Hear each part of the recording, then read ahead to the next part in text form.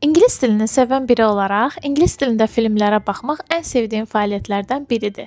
Həm də bu dildə düşünmək üçün ən effektiv vasitələrdən biridir. İndi isə elə bir taktika paylaşacağam ki, filmlərə baxmaqla həm də speaking məşq eləyə bilərsiniz. Filmdə öyrəndiyiniz ifadəni içindəki cümlə ilə bir yerdə götürün. Məsələn, cümləm budur: The coffee spilled all over me. Və burada siz məsələn spill over me ifadəsini öyrəndiniz. İndi bunu məşq eləmək vaxtıdır. Bunun üçün həmin cümləni bir neçə formada işlətməyə başla. Gündəlik situasiyaları düşün. Məsələn, I accidentally spilled coffee all over my shirt. My son spilled juice all over the table. I spilled water all over my laptop. I was in a hurry and spilled the tea all over myself. Bu situasiyalar hamısı özüm haqqında idi.